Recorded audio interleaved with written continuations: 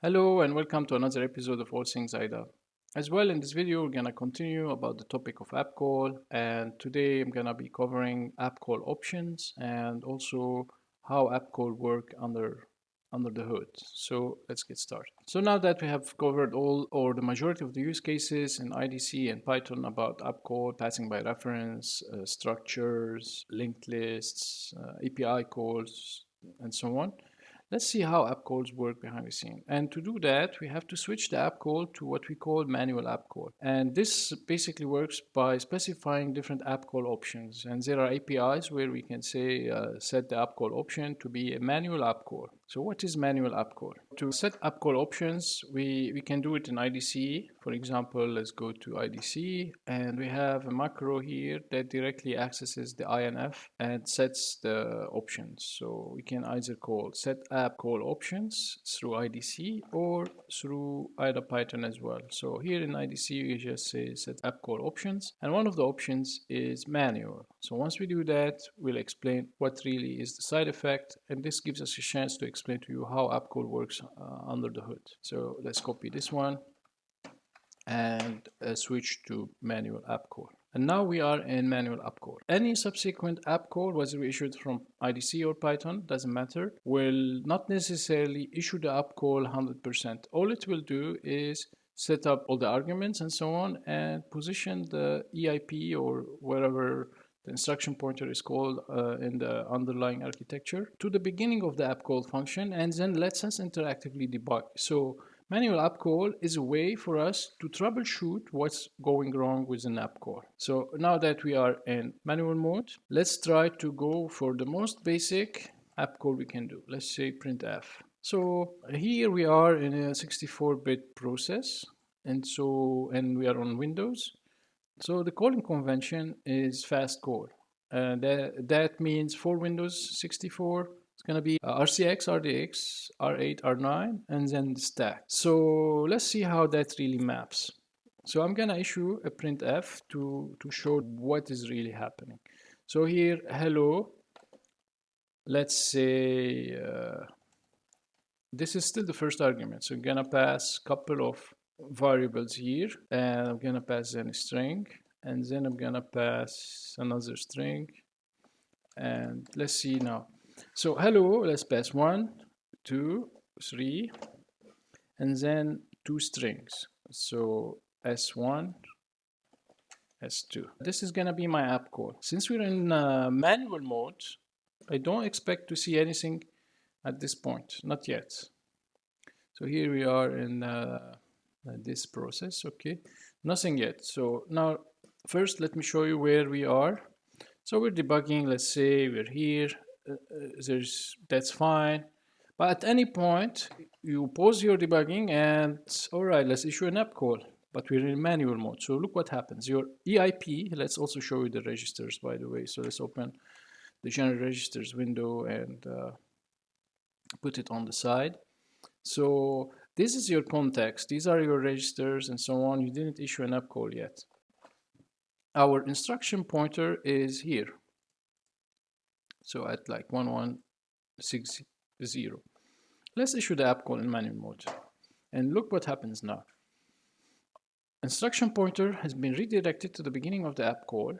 And based on the calling convention, those arguments should be propagated correctly along with the stack if we need to pass stuff on the stack, so that when that function executes, it has the proper arguments properly laid out based on the prototype. So the format specifier, that's the first argument. We should find it in RCX. So if we jump to here RCX, and RCX does point to whatever IDA kernel and Appcall internally captured the IDC's value and wrote it to the context of the process. It actually recycles the current thread's stack space.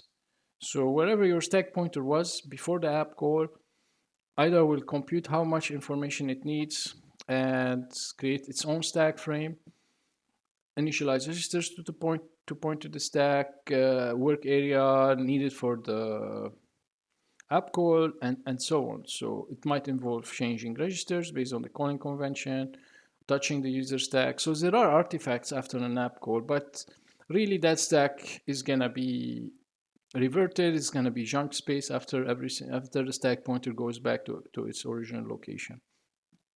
So as we are here right now, at the entry, I'm showing you how IDA actually started to put the arguments. So RCX is the first thing, and RCX indeed points to the first arguments. Where did actually the format string get written to is the threads' stack space. RCX, RDX, so we should see in RDX the value 1. This is the second argument based on that calling convention, fast call. Then R8 should have 2 and R9 should have 3. So 2 and 3. And now we're done with that fast calling convention. Now we should have the stuff on the stack. So if we go to the stack, and so this at ESP should be the return address. We'll talk about that.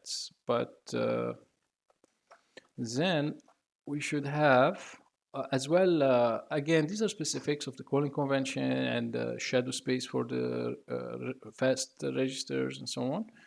But afterwards, these are now the real stack variables, arguments. So here we should have a pointer and a pointer, and this pointer here points to that, and that pointer points to that. So really, we can see that IDA indeed took from the stack space of the process as much as it needs to serialize the whole call arguments into the stack and be ready to call the method. So at the stack pointer, we have the return address. We will talk about how an app call terminates. Then, so this is the return address. Then this is a space for RCX, RDX, R8, R9. And so 1, RCX, RDX, R8, R9. And then we need 2 more on the stack. So here we are, a pointer to S1 and a pointer to S2. This is what have been pushed to the stack. And you can see somehow they're like really tight together. So it's not like all over the place. Like we just put like the first thing we need and allocate it for the second one and so on. So really, this is the whole call packet. If you think about it, this looks very, very similar to ROP basically, where everything is on the stack, and then you'll notice as well how we return. But for a second, just at the entry, this looks great, and that's what you need to investigate if you suspect there's something wrong with your app call. Why is it not working? Manual mode, invoke it, you're at the start of the function. Based on the calling convention, here we verified the registers look correct, the addition stack arguments look correct, and printf should have no issue working at this point. But now let's look at one last thing. Here we can keep on tracing. Eventually it will return. How does IDA know to transition back to actual script that issued the app call? So first thing at the entry of the function at RSP is the pointer to the return address. So what does IDA do? To control the return point in a graceful manner, of course, if there's an exception, that's a different handling mechanism. But if the function terminates correctly, the return address points here. So that's the return address, and it says return to, and then 3. Of course, this will never execute. We don't have executable stack, but let's suppose the stack was executable. We will catch it via a debugger breakpoint, basically. Also, internally, Appcall will just have a DEP exception.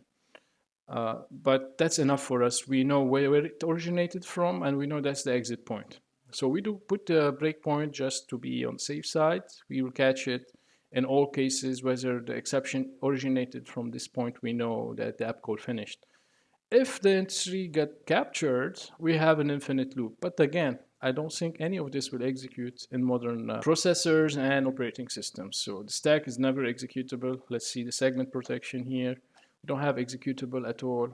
So the moment the app call wants to return, it will return and try to execute from non-executable memory. App call knows the originator of the exception and nicely finishes with the app call. When the app call finishes, IDA has now to tell if we had output arguments or stuff passed by reference. Then IDA will deserialize or basically take it back from native construct objects for you on the scripting side, whether it's Python or IDC. So that's how it works. So let's go here and wait for it here, and we should see the actual output. Now suppose that we want to abort it. We did our debugging, we're done, that's it. We want to cancel it. So suppose this is longer than that, we didn't finish. So what we can do at any point is do what we call app call cleanup. So here we should have cleanup app call. Let's show you the reference. So here, the cleanup app call will basically stop a manual app call, revert you back to where you were, undo all the stack changes and so on. So the manual mode really is useful when you want to debug, and then when you want to stop that manual mode, just simply say cleanup app call.